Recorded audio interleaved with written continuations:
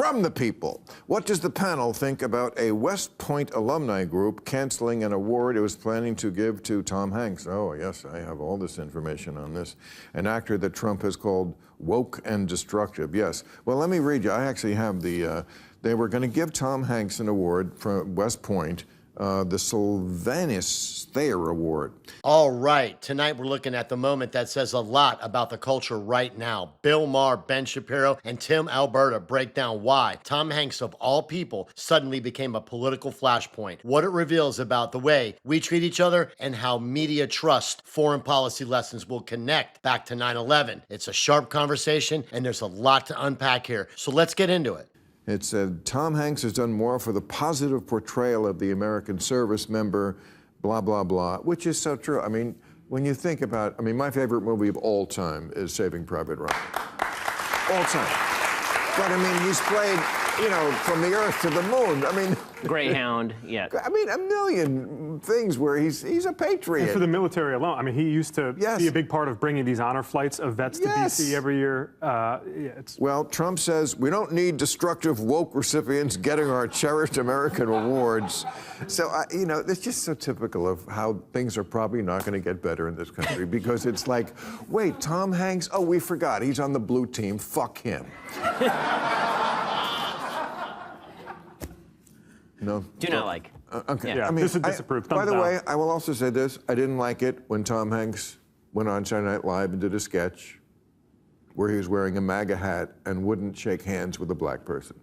Not helpful. This is a great example of how one moment can mean two different things, depending on where you're standing. One side sees satire, the other side sees a jab. And when everything else is tense, even harmless comedy gets interpreted through the culture war lens. I disagree. I thought it was a great sketch because it was a continuation of the earlier sketch where he's Doug. But you think that's a fair portrayal of MAGA? I mean... No, that's not what the point was, though, Bill. The point was that that sketch was meant to show that Doug, in the continuation of the original sketch, that Doug on Jeopardy, as a working class, rural, white guy with his MAGA cap on, actually had a tremendous amount in common with the black panelists that he was competing against. And that was the entire idea of the skit, was that actually whatever... But why would he not shake hands? Right, that's the moment that Bill's objecting to. No, I understand. But it's, well, it's Saturday Night Live. I mean, I don't know that we should overthink it necessarily.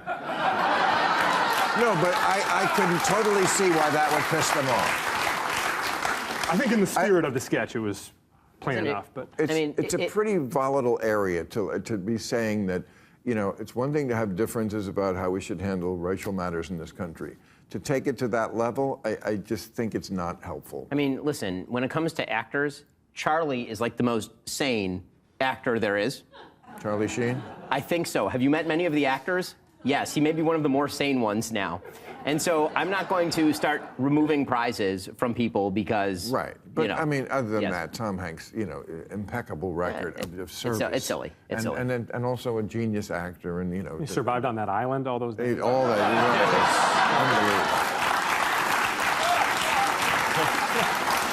Give the guy a break, you know?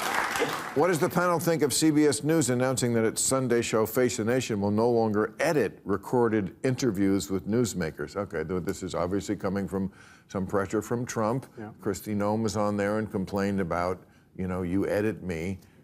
I mean, I don't think this came from a good place, but as someone who's been edited... It's a good result. Honestly, it's a good result. I can't be too mad at it because I know that feeling of like, or even in a print interview where they just print...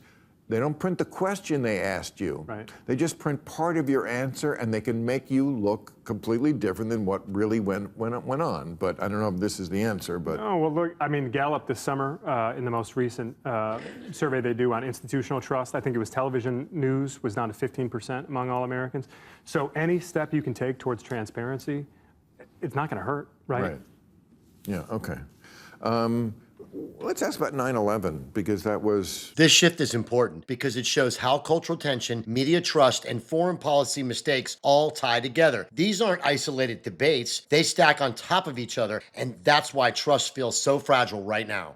Yesterday, and a lot of people are too young to even remember, and so it's not really a big deal to them. But it was a big deal for the country. We're almost a quarter century out from there. you mentioned it during the show, like we didn't handle it right going into Iraq. I mean, that's my view. Some people maybe think we did, and maybe in the future there'll be revisionist things, and oh boy, we missed it at the time. What a great idea that was. I don't think so. But, I mean, Afghanistan is well on its way to being in the 9th century.